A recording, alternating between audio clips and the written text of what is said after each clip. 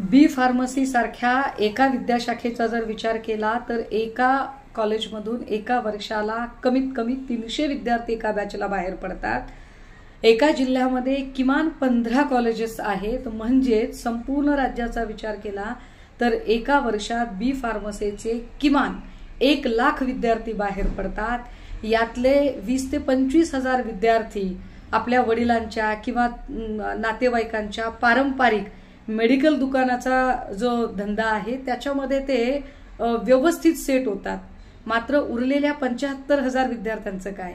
या 75,000 विद्यार्थ्यांच्यासाठी गरज असते ती त्यांच्यासाठीच्या औषध गोळ्या बनवणाऱ्या कंपन्यांमध्ये त्यांना नोकरी मिळण्याची।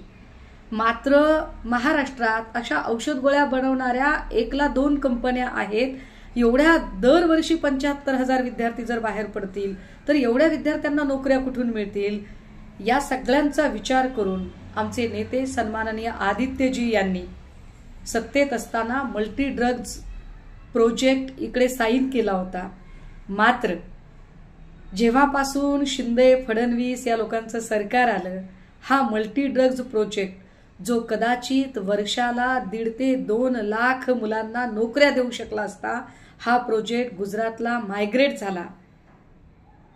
मुलांना सरकारी क्षेत्रात नोकऱ्या नाहीत आणि खाजगी कंपन्यांमध्ये नोकऱ्या शोधायच्या म्हटलं तर खाजगी कंपन्यांमधली परिस्थिती अशी की या सगळ्या कंपन्या गुजरात आणि इतरत्र हलवल्या गेल्या आहेत। जाणीवपूर्वक महाराष्ट्रातला तरुण कसा हतबल होईल आणि तो आपलं राज्य, आपलं गाव, आपलं कुटुंब सोडून पोटापाण्यासाठी भटकंती करताना इकडे तिकडे दिसतोय।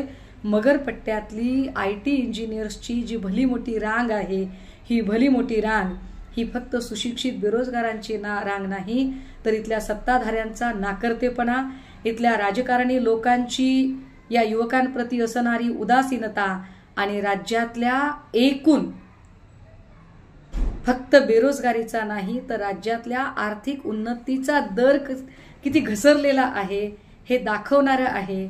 मला वाटतं किमान या रांगा बघून तरी राज्यकर्त्यांना थोडी जाग यावी।